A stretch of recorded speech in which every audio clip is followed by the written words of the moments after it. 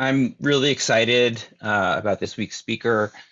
Mark Vestal is an incoming assistant professor of critical Black urbanism at UCLA's Luskin School for Public Affairs. He serves as faculty advisor for a really amazing project called Million Dollar Hoods, which maybe we'll hear a little bit about today, maybe in the Q&A. I don't know, but this is a community-driven and multidisciplinary initiative documenting the human and fiscal costs of mass incarceration in LA. He also serves as historical consultant for the Luskin Center for History and Policy, and is a tenant of LA and a member of the South Central local of the LA Tenants Union. Mark is an urban historian studying the social history of residential property in Black LA during the rebellious 20th century. His work links property conflict, the everyday contract solicitations, complaints, lawsuits, and murders over property to broader transformations of real estate, urban development, and Black liberation, arguing that this space of incessant conflict is the unwritten housing policy of the United States. So with that, I'm excited to hand the mic over to Mark. Thank you. Nice to see everyone. Let me just kind of flip to these screens here so I can see who's on. Okay. I'm going to try to do the share screen thing and see if this works. Boom.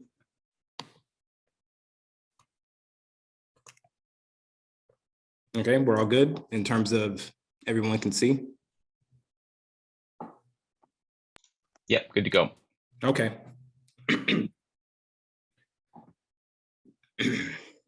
All right, my name is Marcus Vestal. Please call me Mark. I'm an assistant professor of critical Black urbanism at UCLA, where I earned my BA and MA in Afro-American Studies and PhD in history. I'm a historian of race and property in Los Angeles, here today to share with you a selection of my work on the history of property insecurity and conflict in the early 20th century. So just a quick outline. I'll discuss with you a research question, pretty simplified. A little bit on literature, very simplified. We could discuss more in the Q&A. A little bit about my methods, and then I'm going to share with you a case study that I call Debt, Murder, and the Modernization of Los Angeles. I studied the history of housing in South Los Angeles because it owes me and Black Angelenos at large some answers. I'm a native of Los Angeles, 5th generation to call it home, and possibly the 4th generation born on its Tongva soil. I grew up in Los Angeles in its roach-infested Section 8 housing as one among thousands of Black tenants in Los Angeles. About 15 years ago, my family relocated to South Central after our landlord evicted us from our La Cienega Heights apartment on the city's west side. My intention to collect answers began there, in the gutter on 54th Street in Van Ness, as I knelt next to the body of Booker Whitlock, fatally shot in the head during a drive-by. It wasn't the first murder I witnessed in the city, but it was a first I had witnessed in South Central Los Angeles, in a neighborhood that was near exclusively Black. And after years of study, I soon found the now well-researched answer to why race placed us there. That the history of residential segregation colored the contested racial making of Los Angeles and other cities during the 20th century. What I did not find is in this history is how Black people came to pay for it or not in taxes, fees, rents, mortgages, and fines. And what entitlements to the secure enjoyment of home gave meaning and sometimes blood to the experience of this racial economy. It also situated my motivations for leveraging history to answer this question. I would only be giving you a partial truth if I said that I'm motivated just by anger, or maybe the more morally grounded emotion, indignation. So I will tell you the truth in faith that we'll be friends. I'm afraid of disappearing. I used to have a nightmare where I'd be trying to run up a set of stairs that were leading to my house, and then I would just get shot and riddled with bullets. So I was afraid of that kind of disappearing. But I'm also afraid of all the ways that the city hastens dying, death, displacement, and erasure of certain people, places, and processes. History is my chosen tool against that disappearance of the worst kinds, one sealed with silence, or the other that's covered by stories of rational and divine progress.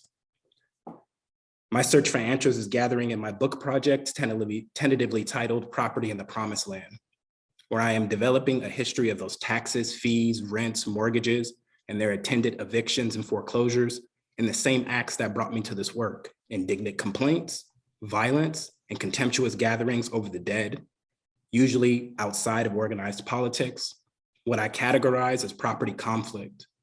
This history of Black Los Angeles between 1920 and the early 1980s reveals a vibrant real estate economy, predatory infrastructure bond foreclosures, which I'll share with you today, rowdy rent control politics, contested municipal policing of home, and early drug war housing policy.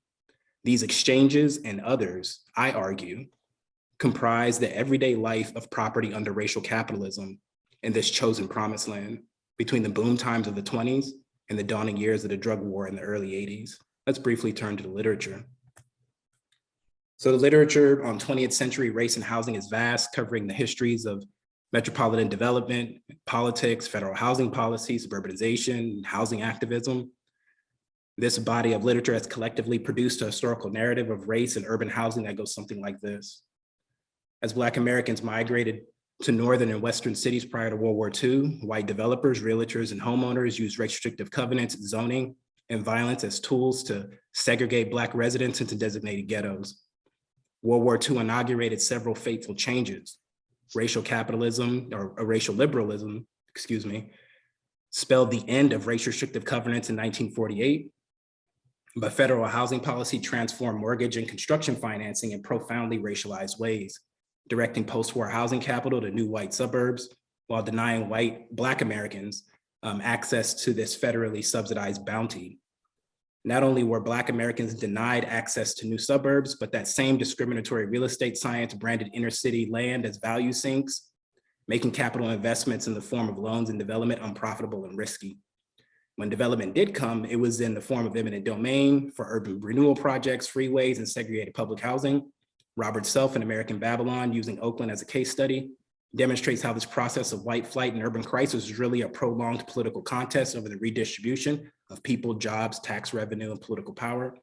Nathan Connolly added to the role of landlords, the role of landlords, immigrants, Black Americans, and indigenous people as deal makers in these developments. And Keeanga Umatis Taylor's new book, which is dope, reveals that even when the federal government sought to remedy its blatant history of mortgage discrimination and promote low-income homeownership in the early 70s, the resulting inclusion by way of public-private partnerships was deeply predatory, disproportionately targeted Black women, and maintained segregation.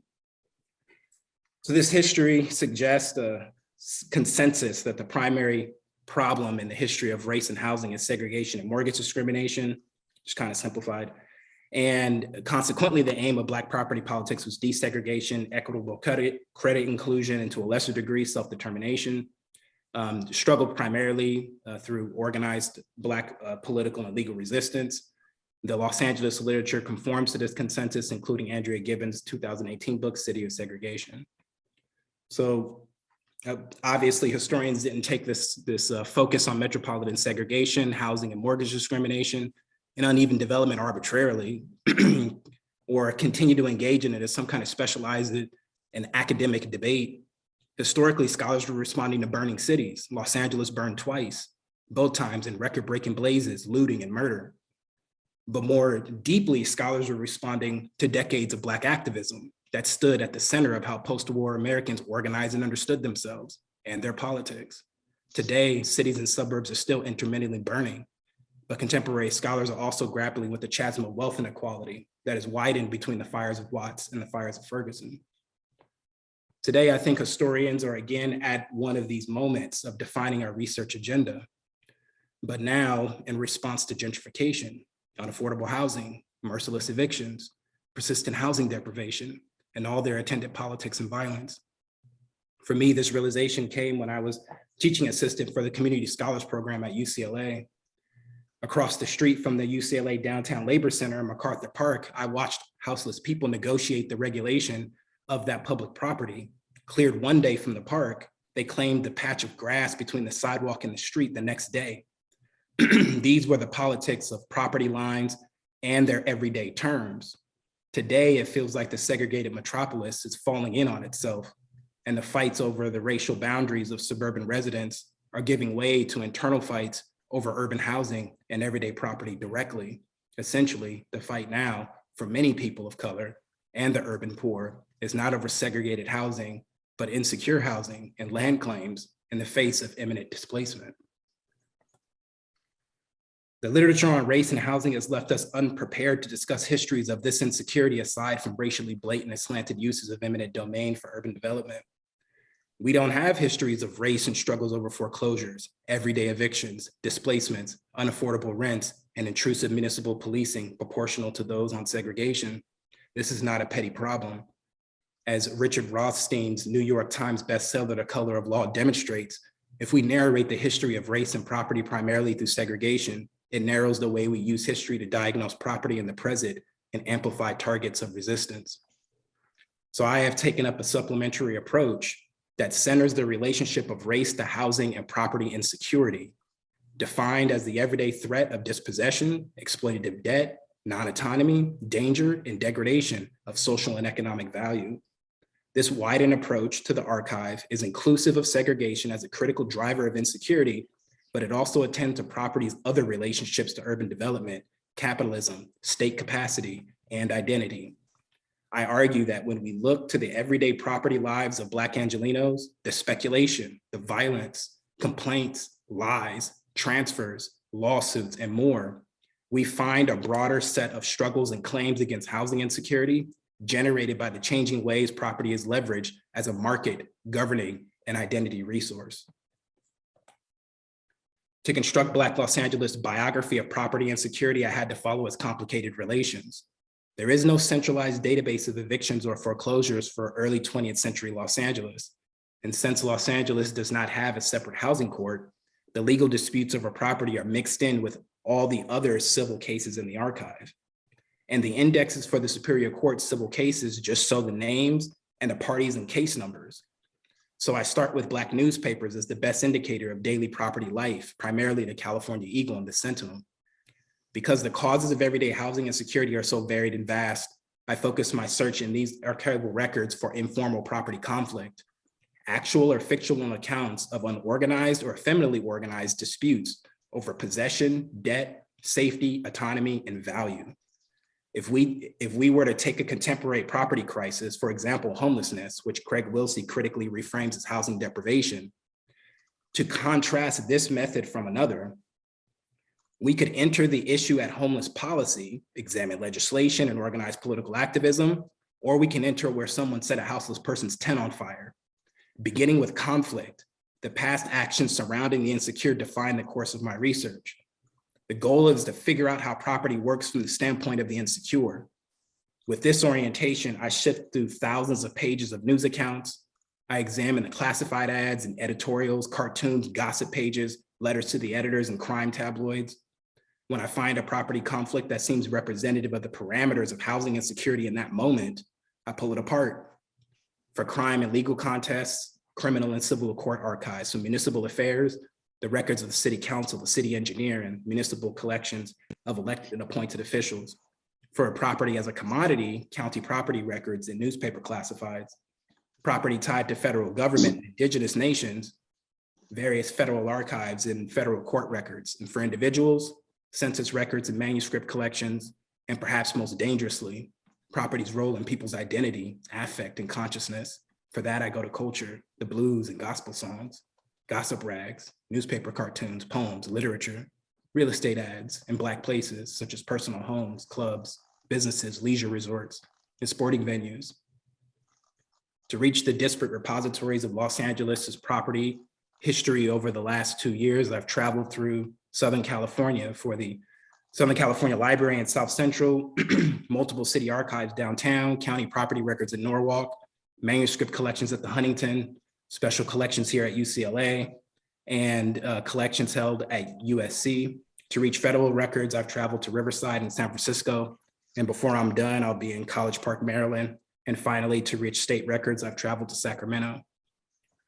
So searching for and beginning with property conflict in the archive is not just a reinterpretation of a housing history scholars have already written. I'm sifting some new soil and finding unexamined layers of insecurity in Los Angeles that not only reveals a new history of Black Los Angeles, but of the city, region, and nation as a whole. But maybe more importantly than the novelty of the findings is the utility, both as a history for the housing and property insecurity in Los Angeles and as a historical diagnosis of urban property. One of my motivations for this method is my bearing witness of contemporary housing and unsheltered activism amid gentrification, displacement, banishment, and what the After Echo Park Research Collective calls the churn that characterizes Los Angeles' homeless management system. As people make claims for land, housing security, and spatial autonomy in the city, they struggle against a public history that overlooks them and the fraught history at the intersections of property and home. If we're going to tackle candidly the contemporary ethics of that intersection, we need to chronicle the role of property and its vested rights and past suffering, the scores of evictions, foreclosures, and illegitimate debts. This includes, as I will share with you today, everyday violence, because I can assure you that urban property, like the history of settler colonialism more broadly, and here shout out to Ned Blackhawk's violence over the land, has a body count. And so usually I ask folks to, to Google this address. It's at 1741 East 23rd Street. It's gonna come up as Vernon, California, but it's actually in the city of LA. I usually make a joke here where, I use Google Maps for two reasons. One is thinking about Dolores Hayden's Power of Place. Is like, I want people to imagine this history that I'm about to tell kind of using a mapping that they use all the time, really more for consumerist purposes. Like you can see there's like an AutoZone or some shit on there.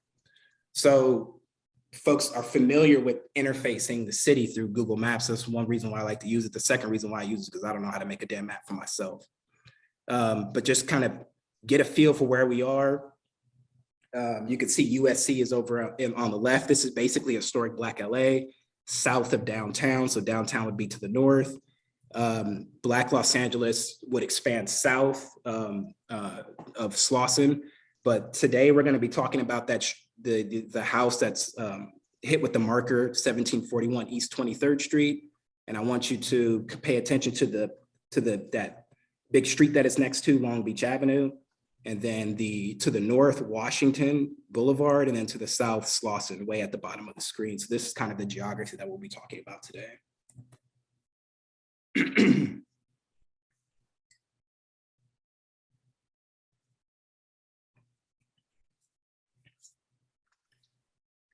By sunset of February 17th, 1938, the bloodletting had finally ended.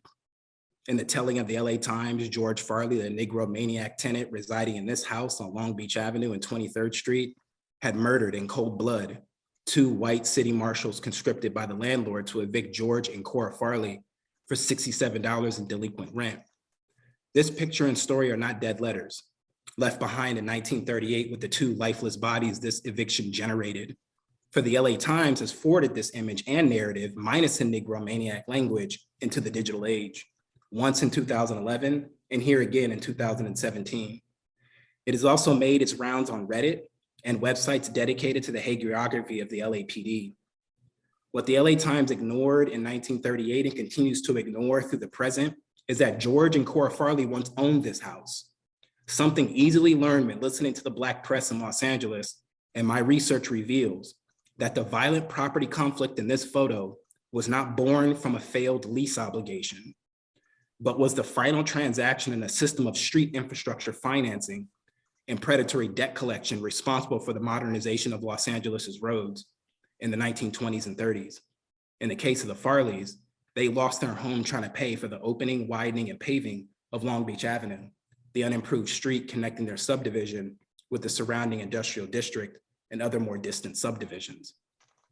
I advanced my argument in two stages. First, California street improvement laws allowed local real estate developers, speculators, and industry to in-debt working class property owners like the Farleys through special assessments, effectively subsidizing the improvement of Long Beach Avenue using working class dollars.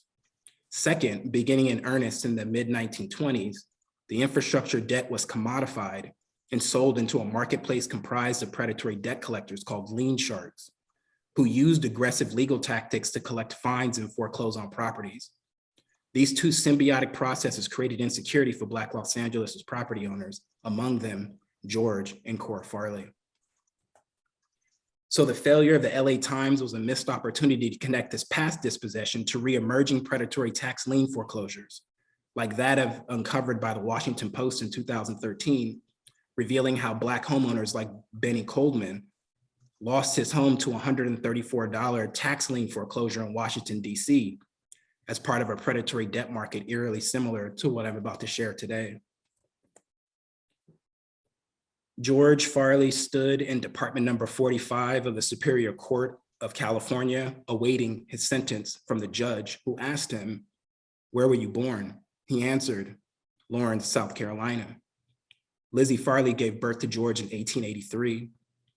And I haven't been able to uncover what happened to his father, Robert Farley, but I do know that his mother married or remarried a Joe Crabtree in Arkansas, where George worked on his stepfather's farm.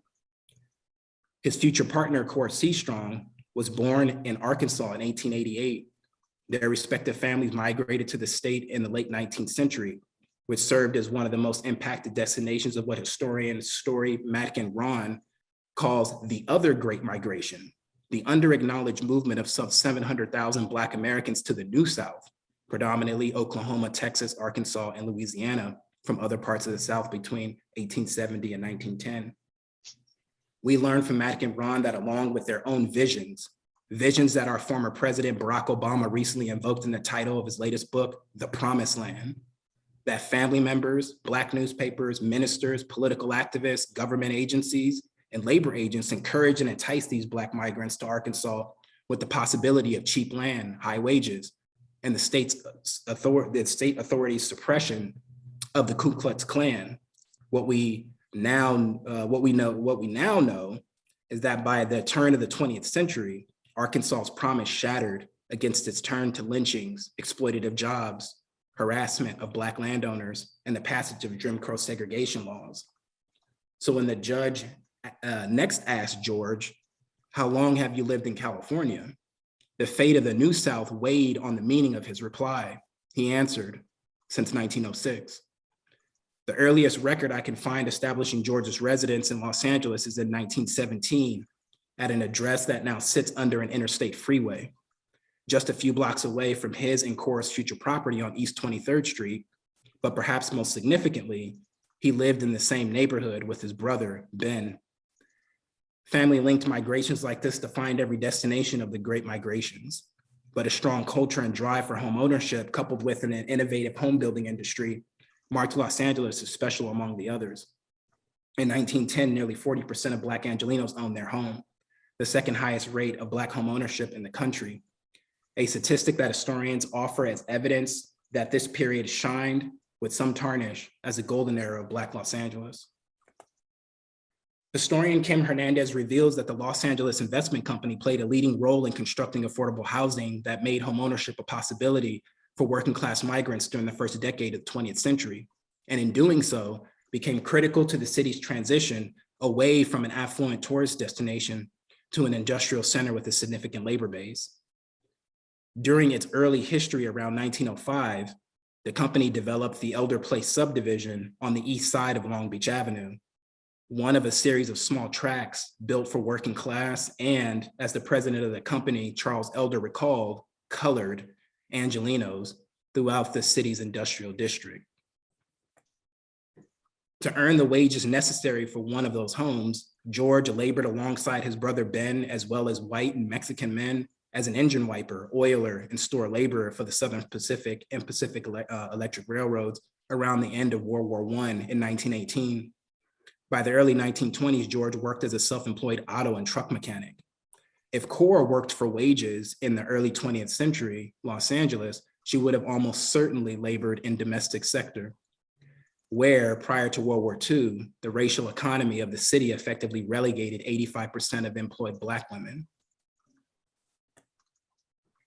In 1923, Cora and George purchased their worker cottage in the Elder Tract subdivision on a similar payment plan that the Los Angeles Investment Company had offered when they initially developed the tract.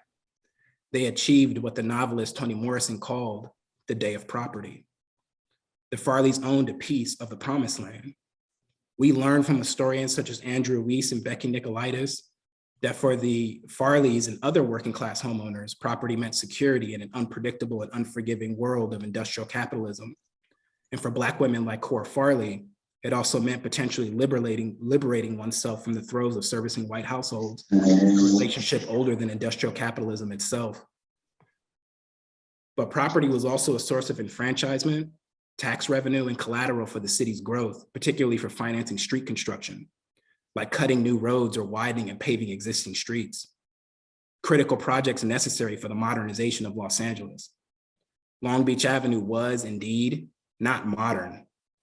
Before its eventual improvement in the late 1920s, Long Beach Avenue was unpaved, narrow, and irregularly cut between Slauson to the south and 9th Street to the north, which ultimately made the street useless as a through highway to the city's downtown industrial warehousing district and limited the rise of property values. To rectify this, intensely local concerns would drive road politics. California street improvement laws made this so. A clutch of state laws authorized municipal governments, in this case, the city council, to pass ordinances for street work whenever the public interest or convenience may require. And that was a quote from this really dense book. But who defined public interest and convenience when it came to modernizing Los Angeles's roads? In the early 20th century, the city had no centralized planning body authorized to direct their construction. In the Farley's neighborhood, improvement of Long Beach Avenue attracted two groups with overlapping interests. On one hand, we have industry comprised of various manufacturing and commercial shipping interests. And on the other, it was real estate interests, especially the Compton Avenue Improvement Association, who both helped engineer its specifications and lobbied for its heavily contested approval between 1911 and 1925.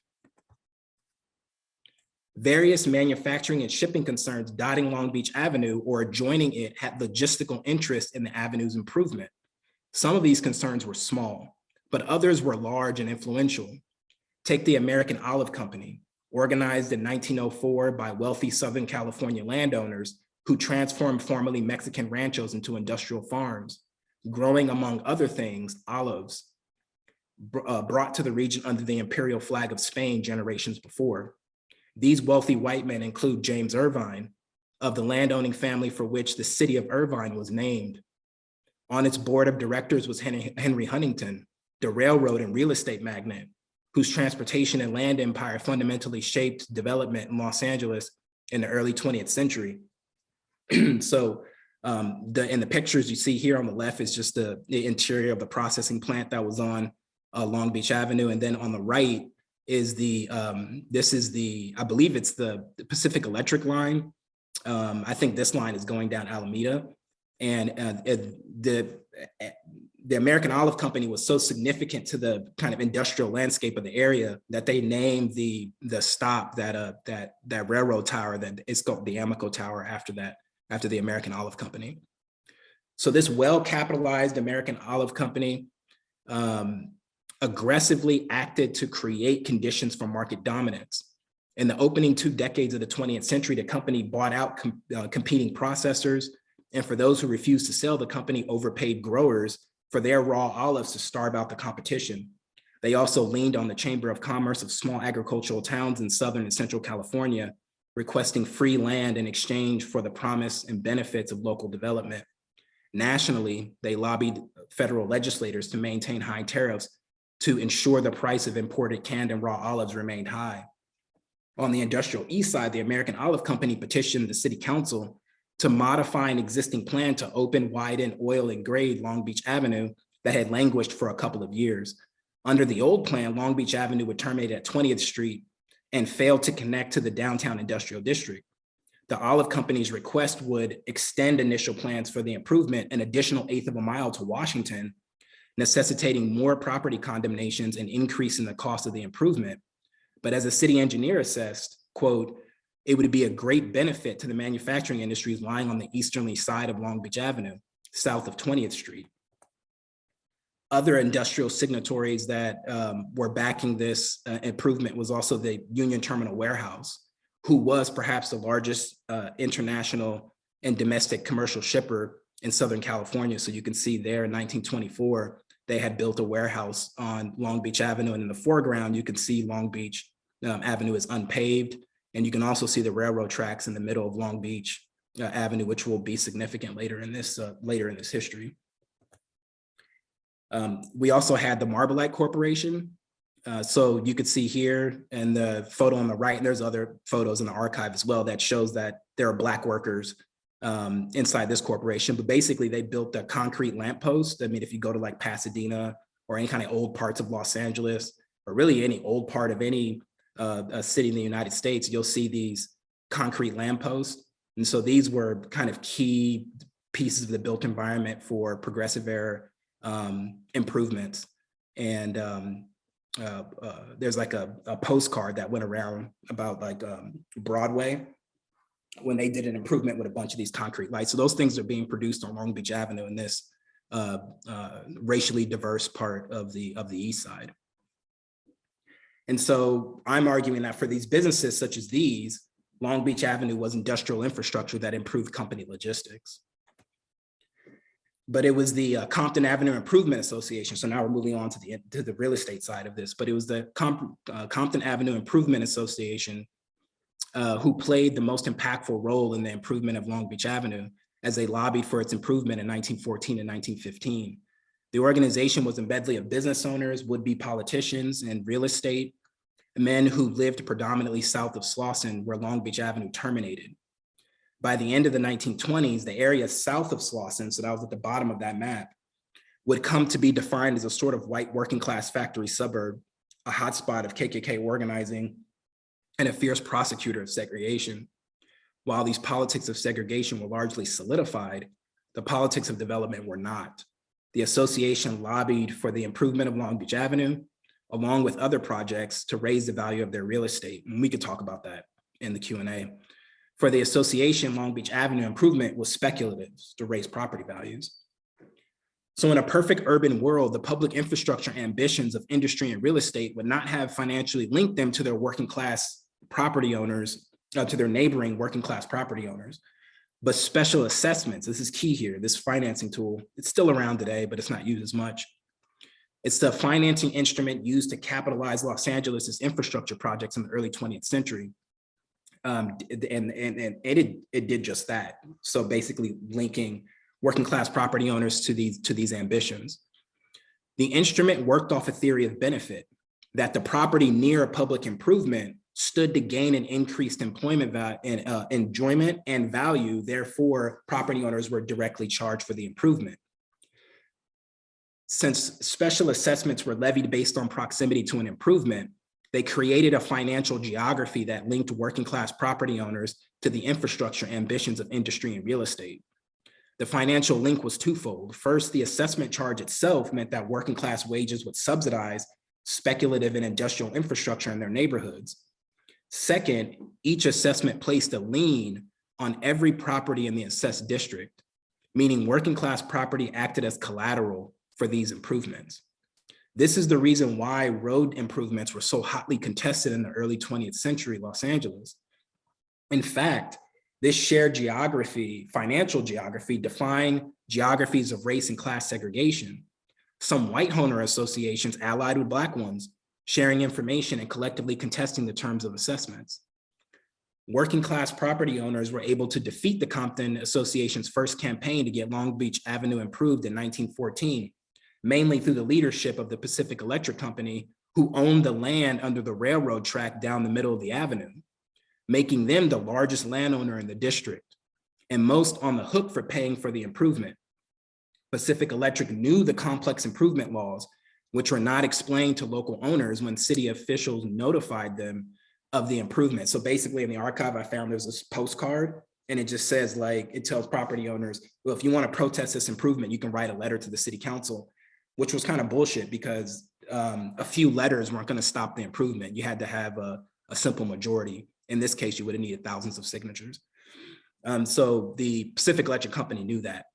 So the law stated that protesting signatures representing a simple majority of the property footage in the assessment district would halt the improvement for at least 6 months. Pacific Electric agents collected working class property owner signatures to do just that. Among those signatures was a 20-year-old Black woman, Josephine Baker, but she did not own the property for which she signed. It was her grandmother's house, 66-year-old Mary Baker, born in a slave state, who could not read or write, but saved her money cooking and cleaning for white folks in Tennessee until she moved to Los Angeles and bought a house in the Furlong Tract, one of Los Angeles's earliest Black suburbs. Josephine was the beneficiary of the Black community's insistence on literacy so that they could act as a liaison between them and the adverse planning of white people. But the city council and city engineers still wanted the improvement, but wanted less of the opposition of the likes of Mary Baker, who could give a damn about paying her domestic worker wages for this road. But after this defeat, the Compton Association organized more widely to gain support for the project, including middle-class residential property owners near Slauson, industrial property owners, and the Los Angeles Investment Company, the same company that built the Farley subdivision and their petition, as their petition revealed here that I found in the archive. They still owned lots in the subdivision, which meant that they held an interest and a franchise in the improvement of Long Beach Avenue, evidenced too by the fact that the company sent a representative to the February hearing in 1915 when this new coalition won approval for the first phase of the improvement, specifically to open and widen Long Beach Avenue between Washington and Slauson. And I'm just going to be petty here for a second.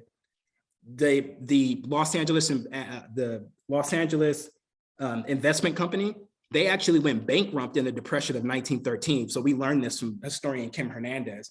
And a bunch of city leaders went and saved the company because it was basically too big to fail. That had become so central to marketing low-income housing, not low-income housing, but cheap housing, working class housing, to be able to attract migrants to Los Angeles so that they would have a cheap labor base, that they didn't want it to fail. So they came in, swooped and saved the company. And as you can see in this list, the third vice president is Harry Chandler, which is the owner of the LA Times.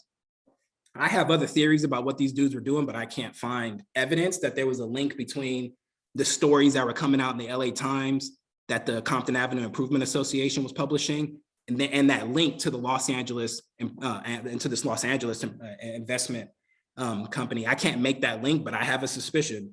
So anyway, I'm salty about that because this company was supposed to be effectively bankrupt in 1913, and its president got jailed for fraud. So for the next decade, the city attorney slowly assembled the necessary land, and the special assessments that would finance this improvement sat coiled in the neighborhood properties. Okay, so that's 1915, the debt's already in the land. So let's turn back to Cora and George Farley. Let me get some water here because I'm getting upset. Let's return to Cora and George Farley. These road politics ensured that when the Farleys bought their home in 1923, that this debt had already been planted in the property with no sign that it had been sown. The decade inaugurating their day of property would witness momentous changes in Los Angeles that would both increase the Farleys' indebtedness to Long Beach Avenue and provide the ways and means of their dispossession. But at the time, for the Farleys, it must have felt like they were on the ground floor of something amazing.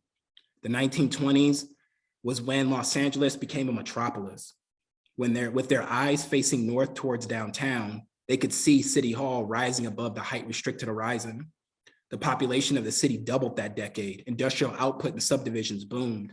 As people manufactured goods and home spaces multiplied, so did the cars and trucks increasingly responsible for their transport and access. Los Angeles County added some 45,000 new automobiles per year in the 1920s. And amid this boom, Los Angeles suffered what Eric Avila calls a critical highway shortage, so that city stakeholders with an investment in accommodating the growing city to automobiles, including the owner of the Los Angeles Times, commissioned the influential major traffic street plan for Los Angeles in 1924, which voters approved the following year. This plan would kick off Los Angeles's road modernization campaign to standardize road widths, widen narrow streets, correct offset intersections, and perhaps most pressing, pave the miles of dirt roads in Los Angeles including Long Beach Avenue. So now Long Beach Avenue had 3 improvements gathered over a decade. The road would be widened on each side of the railroad tracks, open continuously between Slauson and Washington, and lastly paved. And so all of it against the protests of working class property owners. By the end of the 1920s, the Farleys reported that they owed $119 for the project, a sum nearly equal to 5 months their mortgage payments, which is basically about $2,200 in today's dollars. So the Farleys were not alone in their indebtedness to Los Angeles's roads. By the end of the 1920s, the city levied, check this, 1.4 million special assessments. The mounting value of these assessments was staggering. Between 1923 and 1928, the value of annual assessments multiplied over 7 times, from approximately 5.5 million to $40 million. Cumulatively, for the 7 years tallied in the mayor's annual message of 1930, between 1923 and 1929, the city of Los Angeles levied $162.7 million in assessments to finance the construction and maintenance of public lighting, parks, and streets, about 90% of for the improvement for street improvements.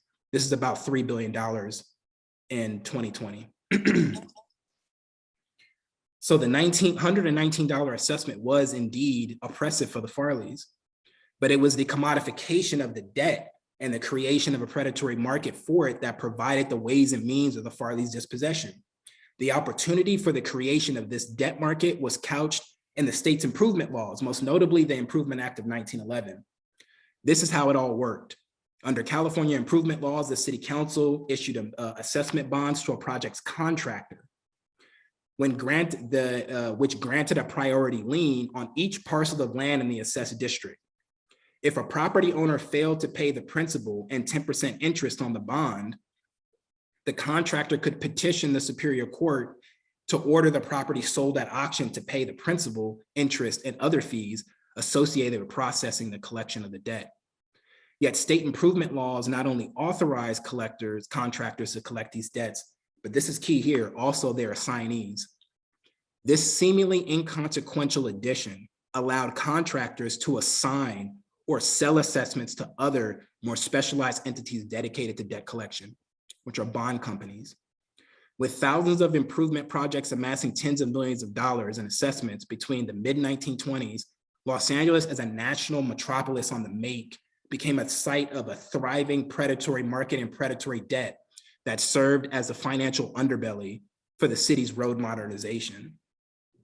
There were several bond companies operating in Los Angeles in the 1920s, but 2 stood out above them all: the Los Angeles Bond and Securities Company and Trompeter and Company, both headed by an aggressive attorney, O.V. Trompeter.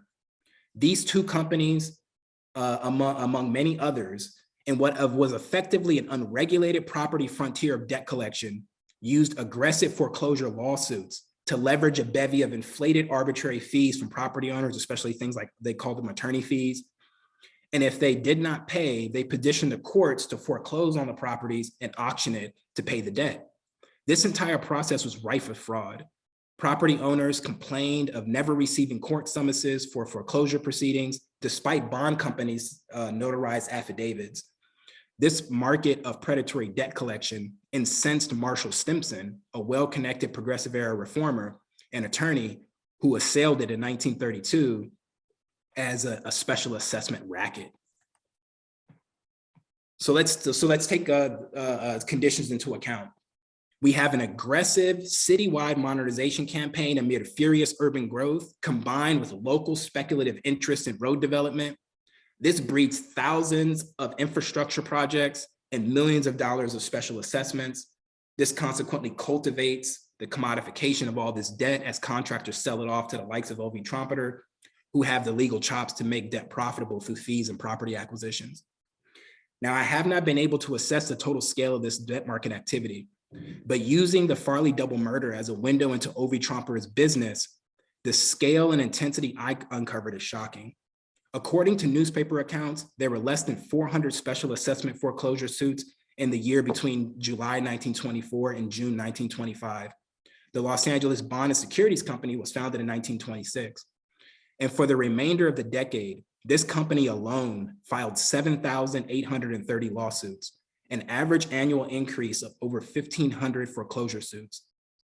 Taking both companies, the Los Angeles Bond and Securities Company and Trompeter and Company, between 1926 and 1939, they collectively filed 12,949 lawsuits, enough to blanket 9% of owner-occupied single-family housing in the city of Los Angeles. According to the Trompeter's own admission, during a court hearing in 1935, he estimated that half of the suits his company filed resulted in foreclosure. These were just two companies in a single city in California. Unaccounted for are the activities of other bond companies operating in Los Angeles and companies in other cities in the West, reliant on a similar system of predatory debt collection from delinquent municipal bonds. In the Q&A, we could talk about why cities in the West were so dependent on special assessments, why that may have been unique to the West. So the Farleys were just one among thousands targeted by this predatory debt market undergirding the rise of modern Los Angeles. They were levied special assessments in 1929. In the grips of the Great Depression, their assessment went delinquent. Trompeter bought the debt, filed for foreclosure in 1935. He did a whole bunch of other stuff too. I just don't have time to talk about it. Although Trompeter provided 2 affidavits swearing complaint summonses were delivered to the Farleys, they claimed to never have received the notices. Thus, when the courts foreclosed on the Farleys' home, they were never in court to defend it. Trompeter purchased the home from auction at a net cost of $30. He then sold it to the Quick Action Loan Company. That company then, check this, that company tried to sell the home back to the Farleys for $1,100. When they could not pay, he made them as tenants, charging rent to the tune of $7.50 per month, yet another property relation that continued the legal demand of the extraction of their dollars. Due to either the inability or refusal to pay the rent, or perhaps a bit of both, the Farleys became delinquent again on a property debt created to profit others. An eviction notice soon followed. At that moment, in the dawning months of 1938, they joined the past and swelling ranks of tenants of Depression-era Los Angeles, like Miss Mary Gardner and her 4 children near Glendale in December of 1936, who faced the eviction squad of Deputy Marshal Crittenden of the Sheriff's Office. Deputy Marshal Crittenden, as Charlotta Bass, the womanist activist editor of the leading Black newspaper, the California Eagle, reported in 1938 that he was well known to the East Side. When the Farleys' new landlord and Deputy Crittenden's squad entered the little worker cottage on East 23rd Street to effect their eviction for delinquent rent, all I have shared with you today laid behind them. The Farleys struggled to pay a debt meant to subsidize industrial and speculative infrastructure. And when they could not pay it, their homes served as leverage in a predatory debt market that defined municipal infrastructure financing in Los Angeles for over a decade. As the Marshalls began to pile the Farleys' possessions into a heap, like that of the Gardner family, George asked the landlord if he could stay just one more day. Troutman refused him roughly. Standing in the doorway, a friend's rifle leaned out of sight from the white men carrying out the eviction. When an Eagle reporter interviewed George in jail, asking why he shot the Marshalls, he responded, quote, "Things just went through my mind. No money, no house, no truck to move my furniture." He shot the 2 men, Crittenden and his partner, and they fled the house at the sight of the rifle. Cora, with no warning from her partner, fled the house to seek refuge in the house of a neighbor. The LAPD arrived soon after and evicted the Farleys at the conclusion of an hour-long gunfight of trading bullets and delivering tear gas. He survived the siege.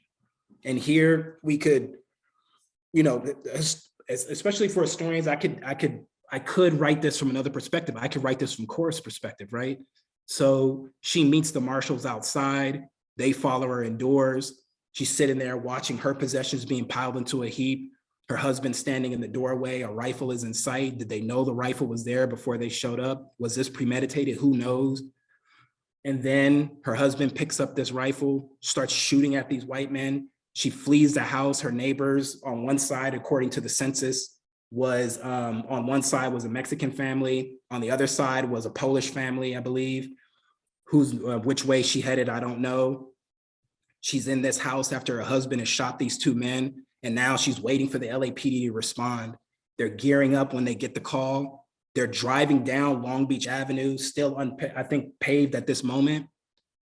the street that caused this debt. They turn onto the street, arms out. There's also pictures of the scene from other perspectives, and she's in that house, ducked down, whatever, wondering whether her husband is even still alive. And they have this hour-long shootout. So we can tell this story from various perspectives, also from the perspective of the photographer, if we want.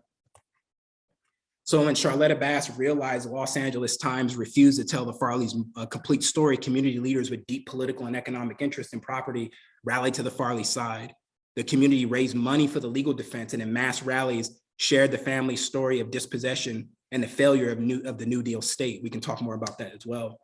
A strategy that George Farley's attorney, Lauren Miller, had learned from the International Labor Defense, an affiliate of the Communist Party, who played a pivotal role in the defense of the Scottsboro Boys. Black Los Angeles had carried their own ways of paying and even celebrating special assessments, like churches. When we could talk about that in the Q&A as well. But the prior decade of lien sharks proved to be too much, and so that Charlotta Bass described the Farley murders as a tragedy. Farley had a right to defend his property, but the marshals were innocent agents carrying out legal orders on behalf of a faceless system of predation. Dangerous implications lay just under the surface of community conversations about property dispossession. No published accounts in the Black media justified George's actions, but they defended a vague right to defend property in the face of financial predation and state regulatory failure, a sort of castle doctrine for the civil twilight of advanced capitalism and urban development. Property rights require state enforcement. So what happens when the state is complicit or negligent in their protection of citizens from advanced predation? How can Black owners protect their property without unethically shooting conscripted agents of a complex predatory market? There was no public settlement on this claim, but it was something perhaps unrecognized by whites about Black property rights to the promised land. And perhaps Black Angelenos realized the limits of racialized property rights as a stuff of urban freedom. The city of Los Angeles indicted George on first-degree murder and demanded of the all-white jury a sentence of death. His legal defense claimed George was driven temporarily insane by the shock of his property loss.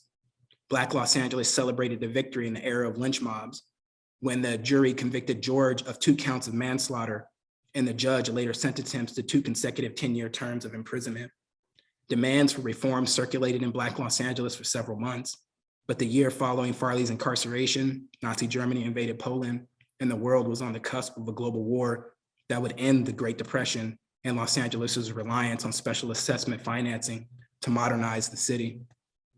Between George and Cora Farley, Cora, I think, went to the grave first in April 1949, before George followed her the next year. I imagine her people standing on that first failed promised land of Arkansas, their eyes watching the western horizon, awaiting the funeral train carrying Cora's body back home. If this is indeed Cora's gravestone, I cherish it as evidence that they refused to give their dead to the ground of Los Angeles, and in doing so, they rebuked that property in the promised land that denied her home. And we would also know that of the many racial terrors that put Black bodies in the soil of the South, add to it the corporate terror of property and urban development of the West. The history I shared with you today now binds us in a political project that I believe is the work necessary to, as James Baldwin said, achieve our country and end the racial nightmare. Particularly, I am thinking about Ta-Nehisi's concluding call in his landmark article, A Case for Reparations. To support a nationally backed and funded study of reparations is a rigorous examination of not just slavery, but the everyday workings of racial capitalism. I offer to you this method: locate the property conflict and give it light, dollars, and a body count of its violence. Thank you.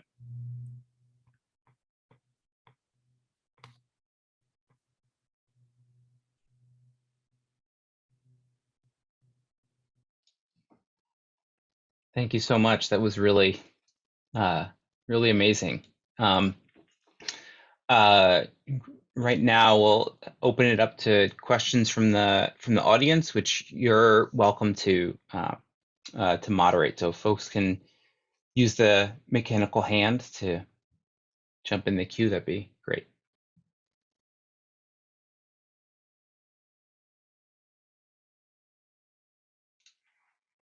Guess I'll start. I'm glad that you kind of ended with linking it to reparations, because I was thinking about this throughout the talk, and I'm curious if you can speak a little bit more about how your work informs your thoughts on what reparations should look like, um, you know, and what form might they take? Yeah, so I have a homie at Georgetown, Olufemi Taiwo. We went to grad school together. We organized a freedom school at UCLA when we were both undergrads. He just published a book, Oxford University Press, called Reconsidering Reparations. So pretty much the way Femi talks about reparations is the way that I think we should do reparations. And so so he argues that kind of some of the mainstream ways we've thought about reparations are in two ways: harm repair and relationship repair. Relationship repair would be like a truth and reconciliation process, that the history of race, the history of racism and white supremacy in the United States, for example, has actually damaged our relationships. And what we want to do is do like a truth and reconciliation process that we can come to heal those bonds. The other way we can think about reparations is like harm repair. Something like right now, there's Bruce's Beach, which was a Black-owned beach in Manhattan Beach. They were dispossessed of that property in the mid 1920s. It wasn't the only land dispossessed. There was others like Gordon Manor. And a form of reparations is to give the land back, right? Which is what's happening right now. But Femi argues that the history of what we're dealing with is the history of global racial capitalism, global racial empire, right? And so he gives a history of that. So this is a global history of colonialism, slavery in the United States, slavery in other parts of the global South. And what we need to understand about the history of global racial empire is that it's a system of distribution, right? That's distributing advantages and disadvantages geographically and based off hierarchies of race and gender, as well as ability and other things. And so that a project of reparations, what he calls the constructive view, is to essentially build a new world, build a world where we're redistributing those advantages and disadvantages so that we're not necessarily arguing over who's eligible for reparations that's descended from slavery. But what we're doing is we're looking at the way that the history of global racial empire has disadvantaged people.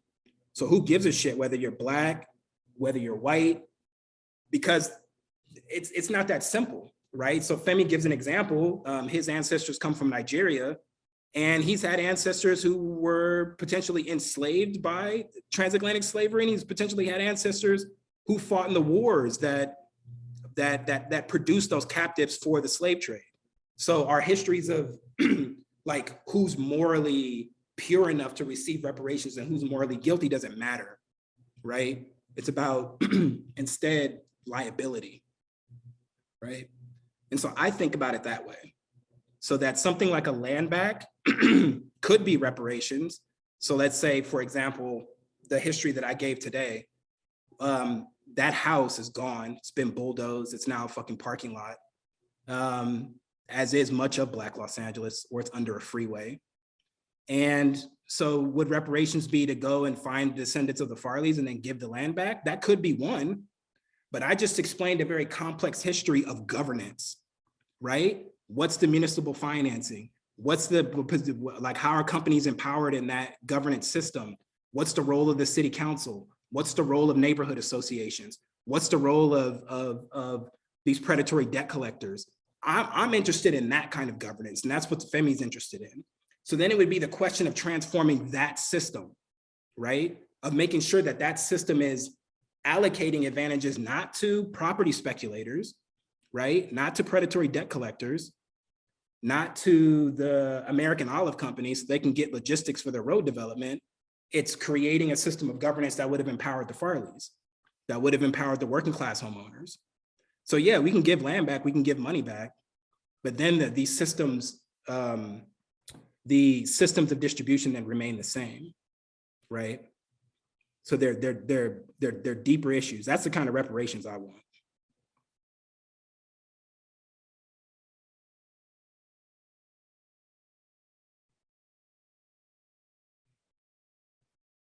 Kimberly has a hand raised. So thank you. I have to say I was actually moved to tears by the end of your talk. I thought it was just seeing that gravestone of Cora Farley was really just strong and powerful. But I'm thinking about the beginnings of your talk where you talked about kind of the serial sort of micro displacement of the housing deprived, and I like that term, where literally they're being moved, every couple of feet, and thinking about literally the having the right to literally be in the city, to stay in the city, to lay down one's head in the city. And I'm wondering how you connect the story about the Farleys to the story about literally Black people not being able to lay down in the city and to rest in the city.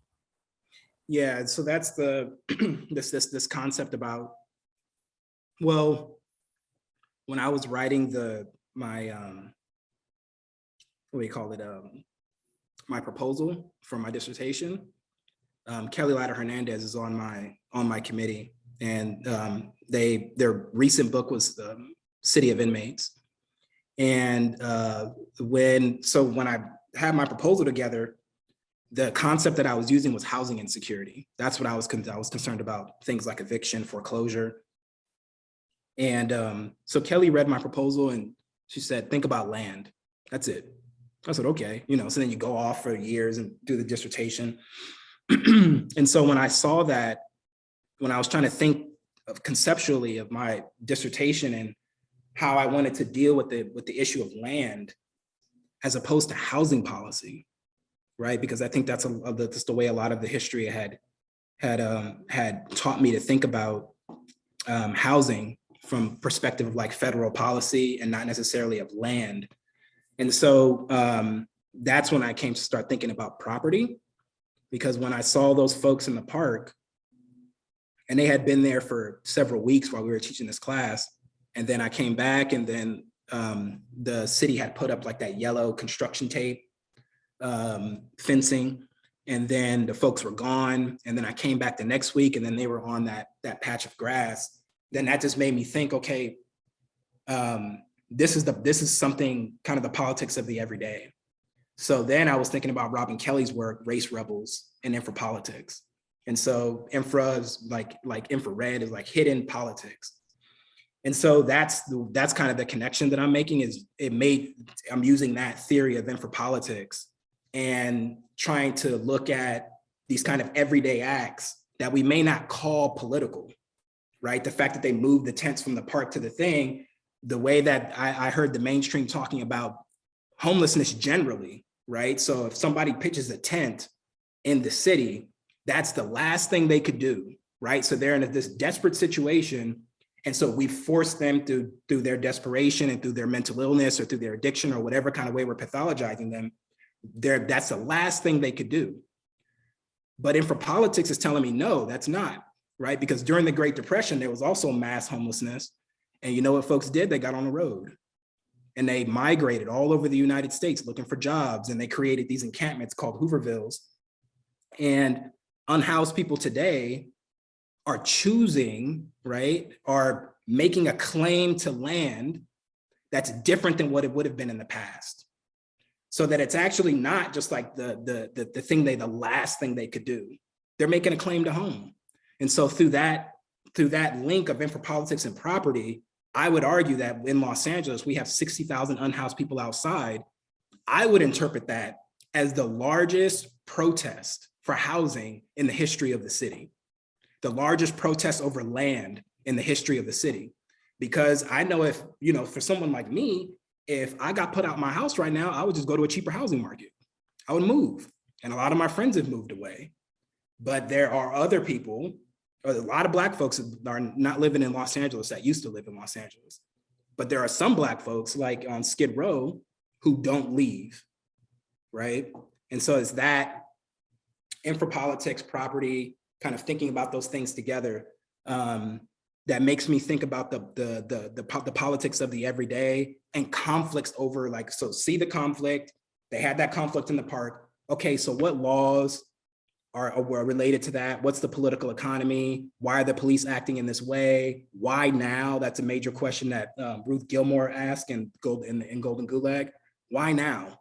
Why are they messing with the unhoused people in the park now? So then we have to ask questions about real estate, about urban development, about development agendas, and kind of put those things together and think about property kind of like as the daily administration of racial capitalism, right? Because even when our ancestors were property, and then they liberated themselves and they were no longer chattel, there was still a system of property in place before enslavement and after enslavement that made it to where we could just reconstruct white supremacy through tenancy. And tenancy was a property relation that existed before slavery. That's being, imported from English common law. So that's where property is like becoming, we need to know how that works and how it's changed over the years in order to be able to I think, recommend like more radical targets, right, for reform. So those are some of the thoughts. Thank you. Mm-hmm. Thank you. That's really great. Appreciate that.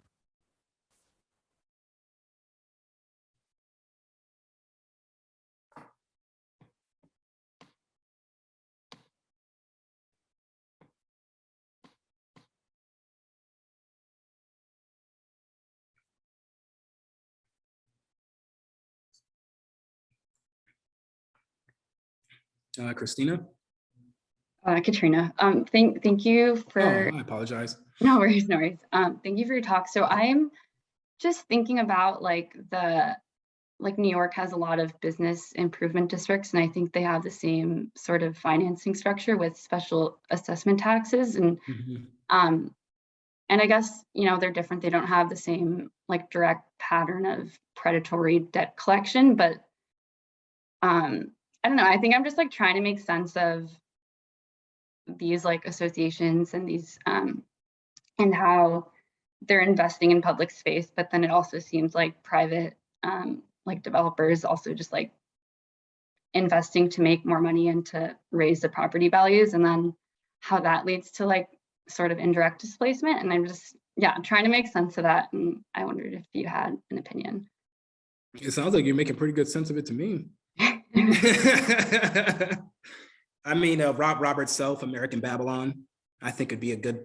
It's dealing with the politics of property and tax revenue at a regional scale. So it's not necessarily your business improvement districts are kind of local in this sense that I'm dealing with, but Robert Self is the kind of who I turn to think about the battles over what's the relationship between property and tax revenue and the development of urban space? Because then you've already followed the money, right? I mean, basically those special assessments are allowing the city or allowing these businesses to pay public taxes that aren't going into a general fund the way that they would. And so this was a similar kind of politics to post-war suburbanization and post-war annexation, and also an annexation that's happening right now. One of my students told me about this happening in Atlanta, where if you don't want it, you're attached to a central city, and let's say you're kind of in an outlying area that's still incorporated with the city itself, that means that when you're paying property taxes, it's going into this general fund that's going to pay for schools in that inner city too. And so then the politics of property, similar to an improvement district, which we can kind of relate to annexation, is what kind of municipal organization redirects flows of capital in ways that you can control. And so that's what business improvement districts essentially do, in similar ways of post-war annexation. So I would argue that they're just racial politics that we can mirror onto other transformations at the regional scale. We can probably map it onto politics at the international scale as well. So it's like these different scales of using property, and in this case, municipal organization to redirect capital flows so that they could, pay for private policing. Was another thing that they do with those business improvement districts. Another thing that they do, and it's like, well, why do they keep kind of creating new forms? Like, why don't they just keep using the same ones? It's because there's political contest, and that's another thing that we learned from Robert Self. Black people are fighting this crap all the time, right? In the case of Robert Self, he's thinking about like the Black Panthers in Oakland, and so that these different formations create new political identities, but also create like new legal categories to kind of get around the ways that histories of resistance have delegitimized other forms of routing these dollars. And so we see that kind of happening with homelessness management, right? So like there's been a history of tenant activism happening all over the country for a century. But now when, like in Los Angeles, we have these things like Project Room Key and Home Key and all this kind of stuff in these different programs that are shuffling around unhoused people. Or when I was organizing with the tenants union, we would show up at let's say a transitional housing. That's not like actual transitional housing, they just call it that. And one of the tenants, they're getting put out and we're trying to keep them from getting put on the street. And so they hand us a paper, right? That would have been a lease that gives them certain rights based off that history of activism as a tenant, but they're not tenants anymore. They're participants in a program, which then erases tenancy. Erases is part of that political history that I've shared with you today. When that Ta-Nehisi also addresses in that article in the case of reparations, erases the political history of tenancy, the political resistance and the political power of tenancy, and now you're a program participant. So then when a cop shows up and you say, hey, you can't put me out, they give you a piece of paper that says I'm a participant, and then whatever that paper says, like a contract for sharecropping is the way that it goes. So I look at all that stuff. Every time some stuff changes, trying to redirect flows of capital, redirect flows of people, redirect flows of political power, something like that is happening, and see the way that it's happening in racialized ways.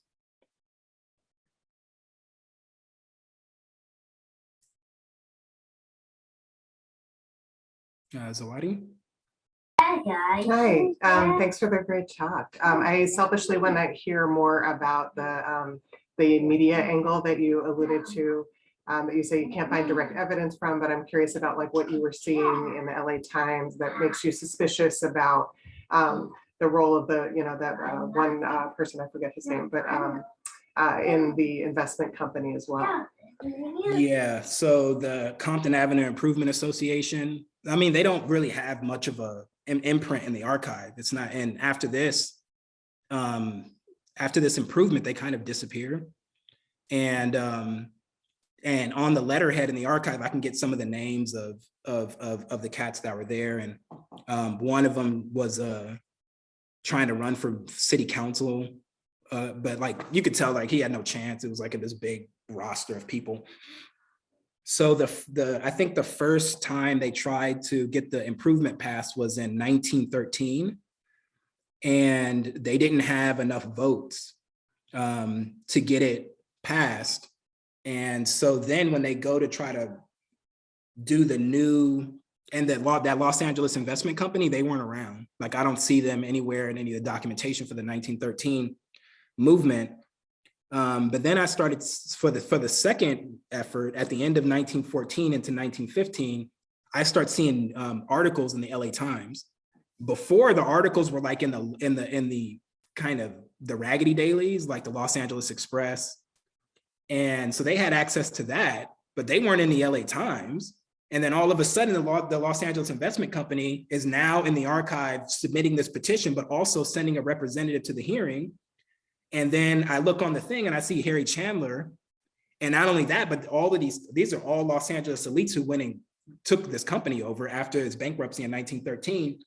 So do I have evidence that they were, so I don't have any evidence that anyone from the Compton Avenue Improvement Association directly talked to the Los Angeles Investment Company, but they're in that hearing together, right?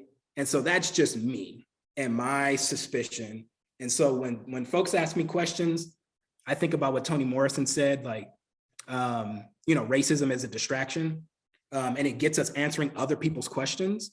And so when someone's like, well, do you have evidence, this, that, and the other, it says no.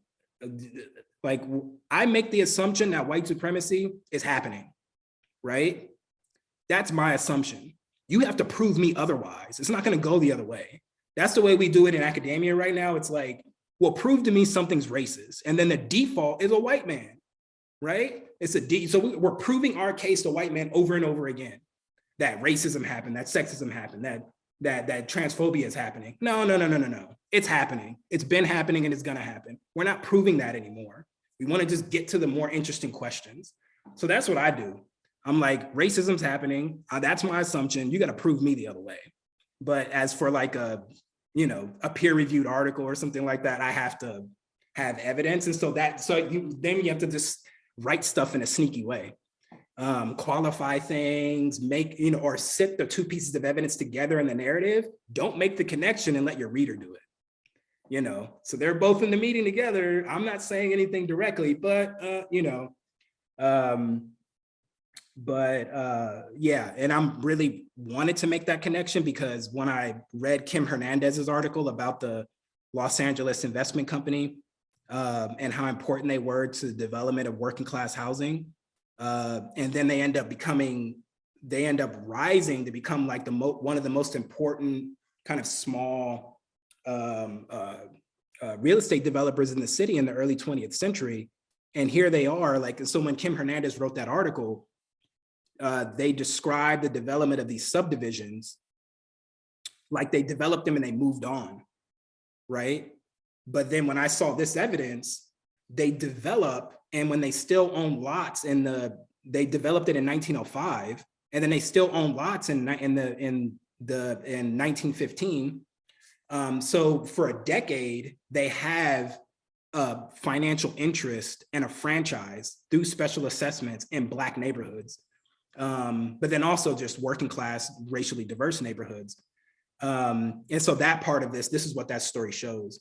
And so that's why I kind of wanted to make that link to the LA Times, and I'm really just making it based off the fact that Harry Chandler was listed as third vice president. Like, why'd the LA Times start caring then? So just my suspicions, but I don't have direct evidence.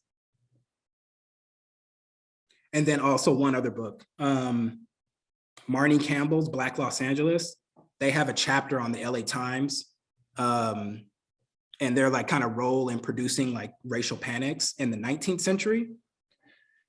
So we see a continuation of that. And recently the LA Times did an apology for being racist. And it was a weak apology, right? And I have a homie that works there and he was upset about it. And so it's like this, right? It's like if the LA Times really wanted to do a serious accounting of their role, they would have had to really do a big study and to go look and see how their journalism has affected the history of race and land and all kind of other things. And so this would have been one of those stories, right? Another one would have been like, there was this murder I think it was like 1912 or 1913. And the LA Times, the way that they reported on those murders, on this particular murder, it was like about to cause a lynch mob. And then there was an editor of another newspaper called The Liberator who came out to defend who they were accusing of the murder, really with no evidence. They were just mad at the LA Times. So it's like that kind of thing. The LA Times, if they go and look in their own archive and see all of these places where they have either contributed to racial panics or contributed to erasing the history of Black dispossession, in this case of the Farleys, then that would have been an apology, right? And then also actually changing the way that they do journalism, but they don't want to do that.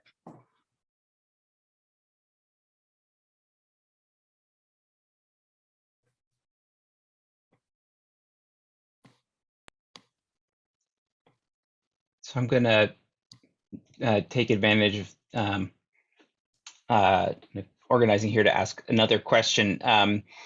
Uh, you know, one of the things that I was thinking about throughout your talk was just the prospect of Black homeownership generally. I study redlining and the consequences of redlining and for segregation and wealth inequality, et cetera. You know, one of the questions that I get all the time is like, wouldn't the solution be expanding homeownership opportunities for African Americans? And I'm skeptical of that for a number of reasons. But I'm curious in the context of, I really liked your language. I forget whose question you were responding to, but you described property as the daily administration of racial capitalism. And so in this kind of context, in this market that kind of conflates whiteness with both property ownership, but also kind of wealth accumulation,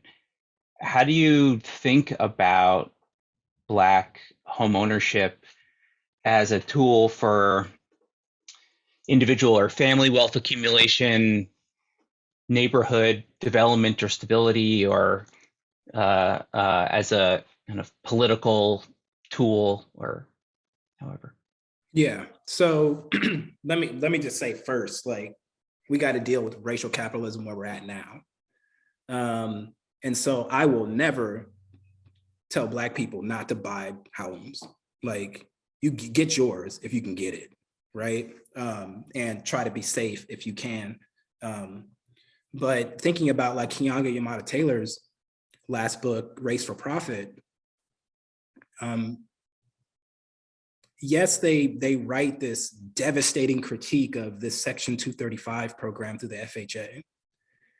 But I think the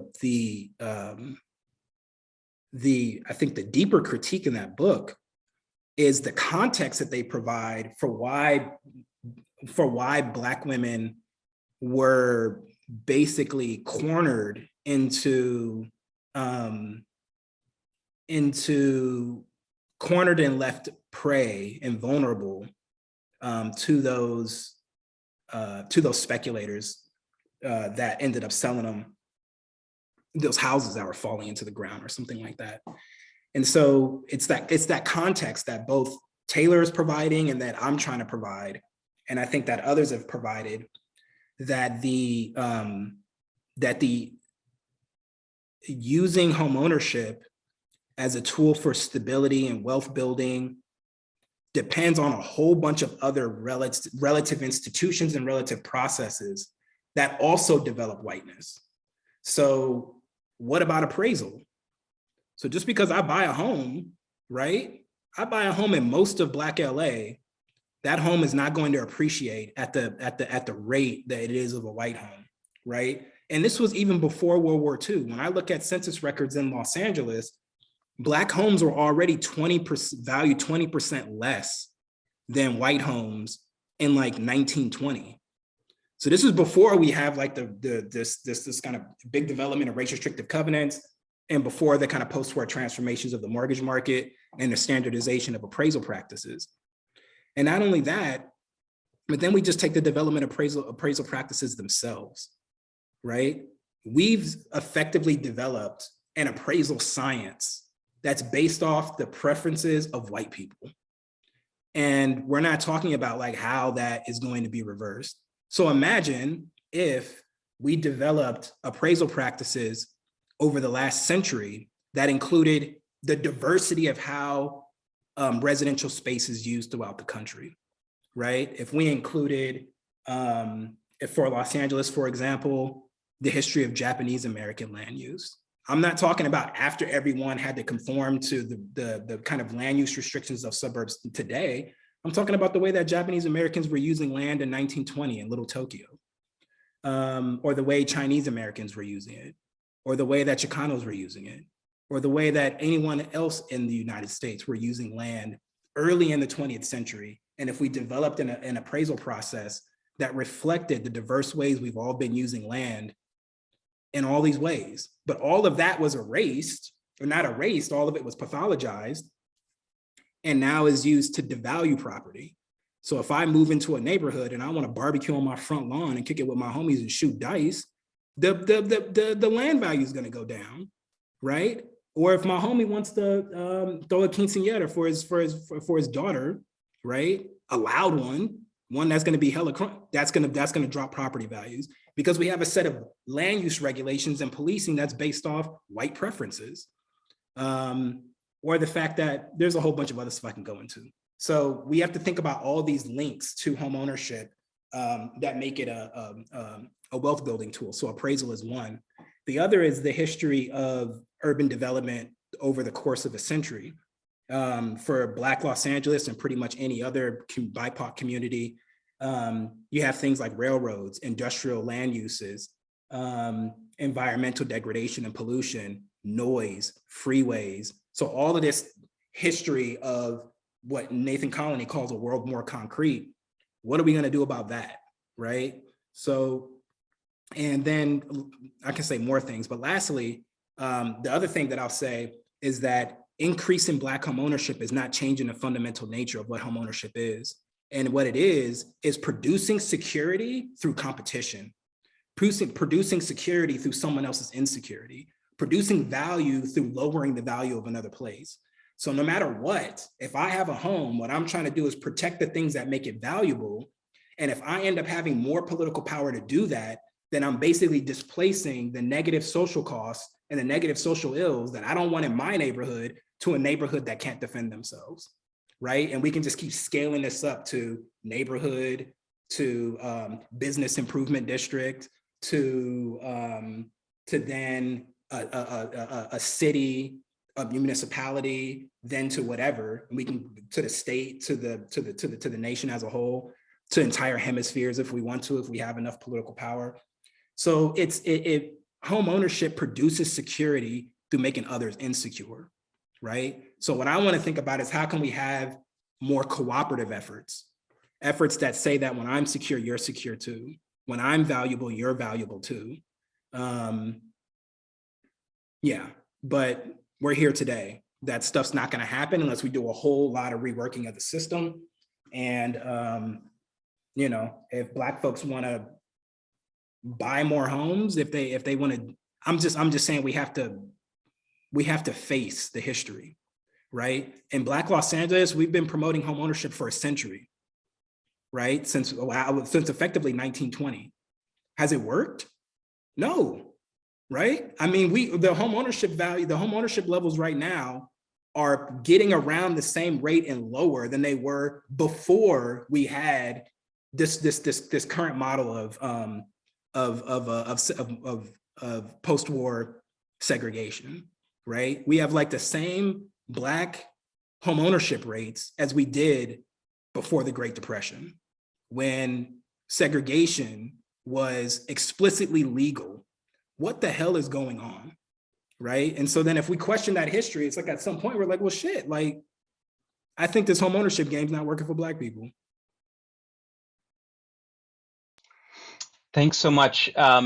Really appreciate that. And thanks everyone for coming. We're gonna take a break now and reconvene with the doctoral fellows at around 1:15. So thanks again, Mark. That was really, really outstanding.